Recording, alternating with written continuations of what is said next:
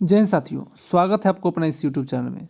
दोस्तों, जैसा कि हमने आपको पिछले वीडियो में बता दिया था कि ईवीएस का सिलेबस क्या होता है, उसमें क्या क्या चीज़ पढ़ना है और कितना पढ़ना है, तो इन सारे विषय पर हम लोग चर्चा कर चुके थे। और आज के इस वीडियो में हम लोग आगे की तरफ बढ़ेंगे और देखेंगे इन्वायरमेंट साइंस के बारे में, यानी पर्यावरण विज्ञान के बारे में देखेंगे, जो हर एग्जाम में पूछा जाता है। तो आइए शुरू करते हैं। और ये सारी चीज़ तो हमने बता दिया था। चलिए, अब यहाँ पर देखिए, कहता है पर्यावरण का अर्थ क्या है और पर्यावरण का परिभाषा क्या है। सबसे पहले हम लोग पेन का जो है से कलर चेंज कर लेते हैं और ये ले लेते हैं येलो कलर का। चलिए, सबसे पहले हम लोग देखते हैं पर्यावरण का परिभाषा क्या है। तो कहता है पर्यावरण, पर्यावरण शब्द जो है परि के मतलब एवं आवरण, परि और आवरण दो शब्द से मिलकर पर्यावरण बना है। ठीक है, जो संधि विच्छेद अगर ये किया जाए पर्यावरण को, तो परि जोड़ आवरण यानी कि पर्यावरण।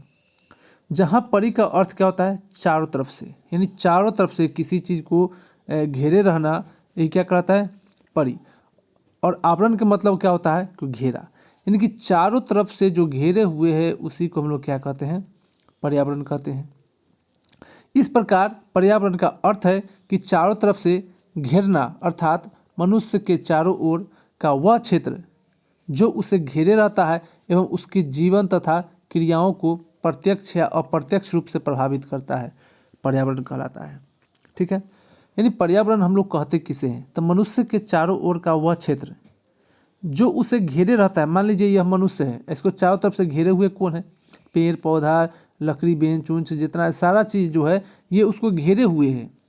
ठीक है, तो ये जो घेरे हुए है, तो वही कहता है जो मनुष्य के चारों ओर का वह क्षेत्र जो उसे घेरे रहता है एवं उसको जीवन की क्रियाओं को प्रत्यक्ष रूप से या अप्रत्यक्ष रूप से प्रभावित करता है, उसी को हम लोग क्या कहते हैं, पर्यावरण कहते हैं। यदि आप अंग्रेजी के छात्र हैं तो आप यहाँ पर देख सकते हैं कि अंग्रेजी का भी यहाँ पर लिखा हुआ है, आप इसे पढ़ सकते हैं। उसके बाद पर्यावरण के अंग्रेजी के पर्याय क्या होता है, तो उसका होता है इन्वायरमेंट।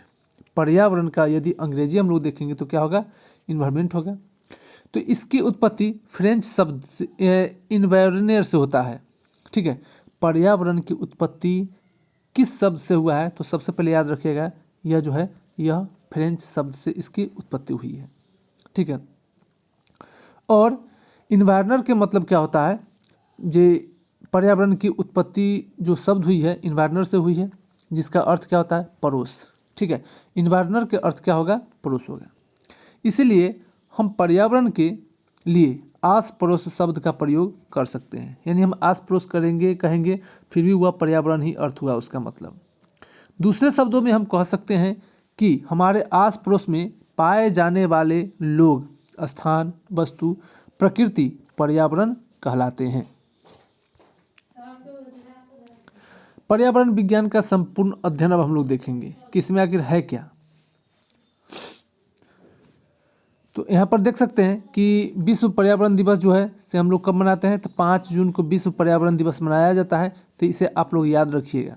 चलिए, याद नहीं रहने का कारण भी होता है कि कभी कभी जो होते से इतने सारे जो डेज मनाए जाते हैं जो इधर से उधर फेंटा जाते हैं। तो याद रखिए, देखिए हिंदी में ना 5 ऐसे लिखाता है। ठीक है, तो 5 हो गया, जून। ठीक है, तो 5 जून को विश्व पर्यावरण दिवस मनाया जाता है। पर्यावरण संरक्षण, पर्यावरण संरक्षण, पर्यावरण संरक्षण है क्या, तो मनुष्य और पर्यावरण का जो साथ है वह अटूट है, यानी कि शुरू से ही मनुष्य जो है पर्यावरण के साथ या उससे जुड़ा हुआ है। पर्यावरण को अगर नुकसान पहुंचता है तो इसका सीधा प्रभाव मनुष्य पर ही पड़ेगा। मान लीजिए कि यदि कोई हरे भरे पेड़ पौधे को यदि काट दिया जाए तो इन्वायरमेंट उससे चेंज होता है, बदलाव होता है, जिसका सीधी सीधी किसको भुगतना पड़ता है, तो मनुष्य को भुगतना पड़ता है, तो प्रभाव पड़ता है। यह सत्य है कि पर्यावरण की देख रेख का जिम्मा मनुष्य पर है, यानी पर्यावरण को यदि मनुष्य चाहेगा तो बचा सकता है, पर्यावरण को मनुष्य चाहेगा तो उसको विनाश भी कर सकता है, लेकिन दोनों में भुगतना किसको पड़ेगा, मनुष्य को पड़ेगा। परंतु यह भी अटूट सत्य है कि पर्यावरण को सबसे ज़्यादा नुकसान मनुष्य ही पहुंचाता है, यानी सबसे ज़्यादा जो पर्यावरण का नुकसान कौन पहुंचाता है, मनुष्य पहुंचाता है। जैसे मनुष्य की आवश्यकताओं में वृद्धि होने लगी है, वैसे वैसे पर्यावरण को नुकसान पहुंचाने लगा है। आज का जो सबसे बड़ा विषय है पर्यावरण की रक्षा करना है, और अंतर्राष्ट्रीय एवं राष्ट्रीय स्तर पर इसके लिए प्रयास जो है से जारी है। पर्यावरण पर स्टॉकहोम सम्मेलन 1972 में हुआ था। इसे याद रखिएगा क्योंकि एग्जाम में कई बार पूछा जा चुका है कि मानव पर्यावरण जो सम्मेलन हुआ था स्टॉकहोम में हुआ था, वह कब हुआ था? 1972 में हुआ था, 1972 में हुआ था। यह सम्मेलन स्वीडन के स्टॉकहोम शहर में 5 जून 1972 को आयोजित किया गया था।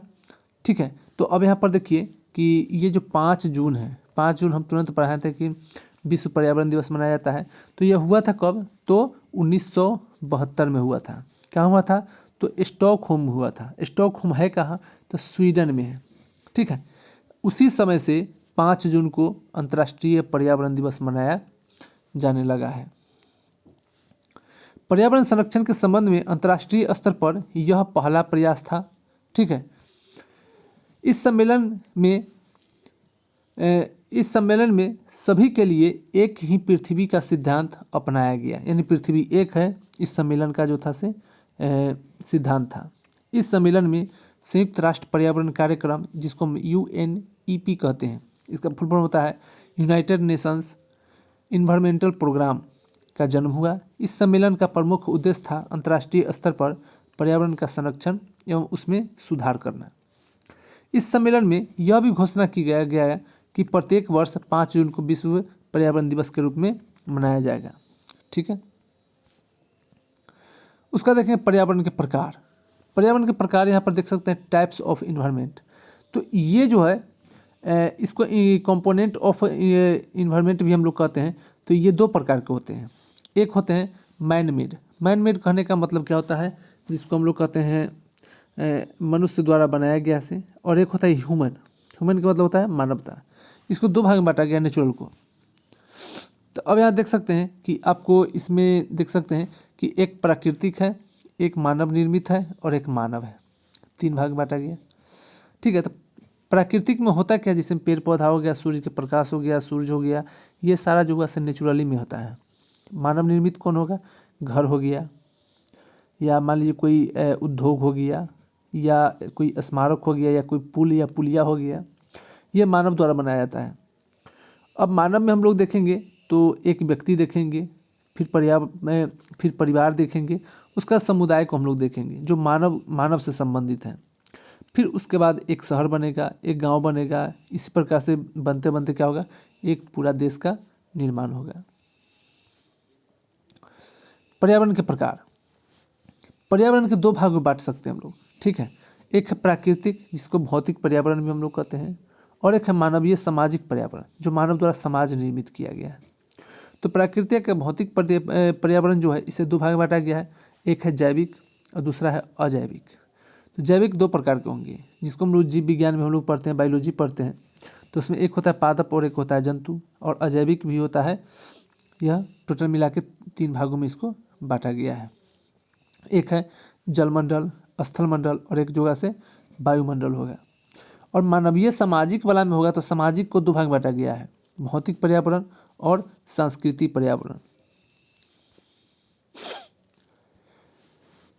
अब देखें सजीव घटक क्या है, जिसको लिविंग कंपोनेंट कहते हैं।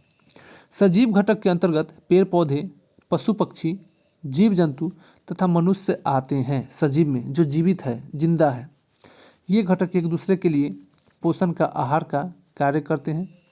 पोषण के आधार पर सजीव घटकों को 3 श्रेणियों में बांटा जाता है। ठीक है, पहला होगा आपको उत्पादक। ठीक है, तो उत्पादक के बारे में जानेंगे। फिर उपभोक्ता होगा।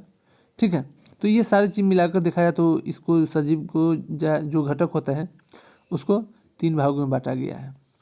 तो उत्पादक है क्या, पहले इसे समझिए। तो जो सजीव घटक को अपना भोजन स्वयं बनाते हैं, सजीव घटक जो अपना भोजन खुद बना लेता है, ठीक है, वे स्वपोषी कहलाते हैं। इन्हें प्रथम उत्पादक भी कहा जाता है। जैसे हरे पेड़ क्या करता है? जैसे में सूर्य है, सूर्य के प्रकाश से क्या करता है? पेड़ अपना भोजन डायरेक्ट बना लेता है। ठीक है, तो स्वपोषी हो गया। इन्हें प्रथम उत्पादक भी कहा जाता है। जैसे में हरे पेड़ हो गया। हरे पेड़ प्रकाश संश्लेषण की क्रिया द्वारा सूर्य के प्रकाश की उपस्थिति में कार्बन डाइऑक्साइड और जल के लेकर क्लोरोफिल की सहायता से अपना भोजन स्वयं बनाते हैं। अब क्लोरोफिल है क्या, तो यहाँ समझिए। जिससे सूर्य का प्रकाश हो गया और ये हो गया पेड़, यानी पेड़ पौधा हो गया। तो सूर्य के प्रकाश से जब प्रकाश संश्लेषण क्रिया होता है तो इसका जो पत्ती होती है तो उसमें हरे हरे रंग का जो वर्णक पाया जाता है, ठीक है, जिसे हम लोग क्लोरोफिल कहते हैं। क्लोरोफिल से क्या होता है, इसका भोजन तैयारी होता है, ठीक है। अब उत्पादक क्या है, उसका उपभोक्ता क्या है, इसे हम लोग देखेंगे। तो उपभोक्ता हम लोग देखेंगे तो उपभोक्ता क्या है, उत्पादक तो समझ गए। उपभोक्ता क्या है, जो जीव भोजन के लिए प्रत्यक्ष अथवा अप्रत्यक्ष रूप से प्रथम उत्पादक अथवा हरे पौधे पर निर्भर रहते हैं, उपभोक्ता कहलाते हैं। भोजन के लिए दूसरों पर निर्भर रहने के कारण इन्हें परपोषी भी कहते हैं। उपभोक्ता को दो भागों में बांटा गया है। अब ये जो है इसको हम लोग परपोषी भी कहते हैं। उपभोक्ता है क्या, तो ये उपभोक्ता जो होता है से दूसरे पर आधारित होता है। जैसे में ये पेड़ है तो पेड़ पर आधारित कौन होगा, तो मान लीजिए कि ये जो है से बकरी आधारित है इस पर, ठीक है, बकरी इस पर आधारित है पेड़ पर, तो इसको हम लोग परपोषी भी कहेंगे क्योंकि यह स्वपोषी नहीं स्वपोषी रहता था। जैसे सूर्य के प्रकाश जो से जो अपना ये भोजन बना लेता है पेड़ पौधा, तो ये स्वपोषी हो गया। लेकिन इसका द्वारा भोजन बनाया हुआ है वो कौन खा लेता है, तो बकरी खा लिया, तो वो हो गया परपोषी के उसमें कहा जाता है, ठीक है। तो उपभोक्ता को दो भागों में बांटा गया है। अब यहाँ पर समझिए पारिस्थितिकी तंत्र की पोषक रचना। पारिस्थितिकी तंत्र की पोषक रचना के अंतर्गत पोषक तल आहार श्रृंखला का आहार जाल कहते हैं हम लोग, ठीक है। पोषक तल क्या है, तो पारिस्थितिकी तंत्र में खाद्य ऊर्जा का प्रवाह एक क्रम में होता है, ठीक है, जो विभिन्न पोषक तलों में विभक्त किए गए हैं। पोषक तल क्या है, तो स्वपोषी या प्रथम उत्पादक जैसे हरे पेड़, उसके बाद शैवाल, ये सभी जो आते हैं किस में आएंगे, पोषक तल में आएंगे। उसके बाद प्रथम चरण के उपभोक्ता या शाकाहारी जीव जैसे चरने वाले जीव होते हैं, ठीक है, जैसे गाय बकरी खरगोश भेड़, ये सभी जो होते हैं पोषक तल में आएंगे। पोषक तल कहने का मतलब क्या है, जो माने हरी भरी पेड़ पत्तियाँ को खाता है उसको हम लोग डालते हैं उसमें। पोषक तल 3 क्या है, तो द्वितीय चरण के उपभोक्ता को मांसाहारी जैसे शेर चीता ये सभी कहा जाता है, तो पोषक तल 3 में उसमें डाला गया है। पोषक तल 4 क्या है, तो सभी स्तर के जीव जंतुओं एवं मानव जो अपने भोजन के लिए उपयुक्त तीनों पोषकों को भोजन प्राप्त करते हैं, जैसे मांसाहारी, ठीक है। तो मनुष्य क्या होता है, वह तीनों प्रकार के भोजन ग्रहण करता है, जैसे में हरे पत्ता भी खाता है, उसके बाद आपको मीट मछली ये सारे चीज़ खाते हैं, तो उन सभी को इसमें पोषक तल 4 में डाला गया है। निर्जीव घटक क्या है, तो निर्जीव घटक के अंतर्गत जल वायु पोषक तत्व और ऊर्जा आदि ये सभी आते हैं। सभी हमें प्रकृति से प्राप्त होते हैं। निर्जीव घटक के कारण ही सजीवों का विकास बेहतर ढंग से संभव हो पाता है। यह निर्जीव घटक को निम्न रूप में बांटा गया है।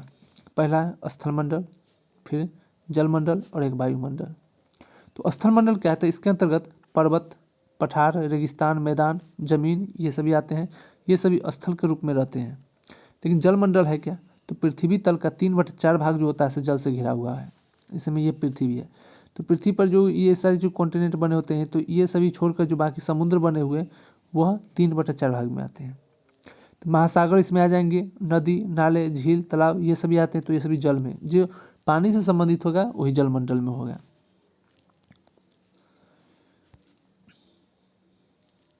चलिए उसके बाद हम लोग देखेंगे प्रथम चरण के उपभोक्ता। जो शाकाहारी जंतु भोजन के लिए सीधे उत्पादक अर्थात हरे पौधे पर निर्भर रहते हैं, उसे प्रथम चरण के उपभोक्ता कहते हैं। जैसे मनुष्य गाय बकरी हिरन ये सभी क्या है, तो ये सभी प्राथमिक उपभोक्ता पर यह निर्भर होते हैं। द्वितीय चरण के उपभोक्ता क्या है, तो जो जानवर या शाकाहारी जंतुओं को भोजन के रूप में प्रयोग करते हैं द्वितीय चरण के उपभोक्ता कहलाते हैं, जैसे शेर चीता भेड़िया। इस प्रकार तृतीय चरण के उपभोक्ता अर्थात शेर चीता आदि को मृत अवस्था में भोजन के रूप में ग्रहण करने वाले जीव तृतीय चरण के उपभोक्ता या अपमार्जक कहलाते हैं। जैसे गिद्ध बाज चील कौवा मृत जानवरों को मांस खाते हैं। तो जो जानवर मरा हुआ है, अगर उसके शरीर को यदि खाता है, उसके मांस को खाता है और ज़मीन को साफ करता है वही मेरा उपभोक्ता जो होता है तृतीय चरण का होता है, या उसे हम लोग अपमार्जक भी कहते हैं। ठीक है, अपमार्जक भी उसे कहा जाता है। अपघटक क्या है? तो प्रकृति में कुछ ऐसे जीव है जो मृत जीवधारियों एवं सड़ी गली वस्तुओं को खाकर इसे पोषण प्राप्त करते हैं, जैसे बैक्टीरिया और कवक हो गया। मृत शरीर से पोषण लेने के कारण इन्हें मृतपोषी भी कहा जाता है, और इसे पृथ्वी का जो होता है से सुरक्षा कर्मी भी कहा गया है। क्वेश्चन कितने बार पूछा गया है कि बैक्टीरिया जो होते हैं, बैक्टीरिया और एल्गी यानी कवक जो होते हैं, इन तो ये दोनों क्या है, तो पृथ्वी को साफ करने वाले जीव में जंतु में गिनती होते हैं। ठीक है, ऊर्जा का प्रवाह। ऊर्जा का प्रवाह क्या है? तो किसी पारिस्थितिकी तंत्र के लिए निरंतरता ऊर्जा की आवश्यकता होती है, और इसका स्रोत कभी पूछ जाता है तो इसका स्रोत क्या होता है, तो इसका स्रोत हो जाएगा सूर्य के प्रकाश। ऊर्जा का स्रोत क्या है? सूर्य का प्रकाश है। प्रकृति में ऊर्जा का प्रमुख स्रोत क्या है? सूर्य का प्रकाश है। आपतित सौर विकिरण का 50% से कम भाग प्रकाश संश्लेषण क्रिया में विकिरण से प्रयुक्त होता है। सूर्य से प्राप्त होने वाले ऊर्जा पौधों को केवल 2 या 10% प्रकाश संश्लेषण सक्रिय विकिरण का प्रग्रहण करते हैं, और यही आंशिक मात्रा की ऊर्जा संपूर्ण विश्व को संपोषण करती है। ठीक है, आहार श्रृंखला क्या है, जिसको हम लोग फूड चेन कहते हैं। क्वेश्चन आपको यहीं से बहुत ज़्यादा पूछा जाता है कि आहार श्रृंखला क्या है, फूड चेन क्या है। तो किसी पारिस्थितिकी तंत्र में जीव जंतुओं के भोजन से संबंधित कड़ी या श्रृंखलाओं को आहार श्रृंखला कहते हैं। आहार श्रृंखला के एक सिरे का प्रथम उत्पादक एवं दूसरे सिरे के सर्वोच्च उत्पादक होता है। जैसे में पहले क्या होगा, तो पहले हरे घास होंगे, हरे पेड़ पौधे होंगे, प्राथमिक उत्पादक हो गया। उसके बाद हरे पौधे को कौन खाएगा? खरगोश। उसके बाद उसे कौन खाएगा? बाघ। बाघ को गिद्ध। और अपघटक बैक्टीरिया, जिसे हम लोग पृथ्वी का सुरक्षा कर्मी कहते हैं, सर्वोच्च उपभोक्ता होता है। ये जमीन को साफ करता है। तो बैक्टीरिया और कवक जो होते हैं वह लास्ट में आते हैं। तो ये फूड चेन के रूप में है, जो आपको बहुतों बार एग्जाम में पूछा गया है। ठीक है, आहार जाल क्या है? फूड वेब क्या है? तो प्रत्येक पारिस्थितिकी तंत्र में अनेक आहार श्रृंखलाएं होती है। ये कई स्थान पर एक दूसरे से जुड़े रहते हैं। आहार श्रृंखला के कई स्थानों पर जुड़े होने के कारण पोषण संबंध एक रेखा में न होकर जाल की तरह उलझ जाते हैं। इसे आहार जाल कहते हैं। अब यहाँ पर आता है बात पर्यावरण की।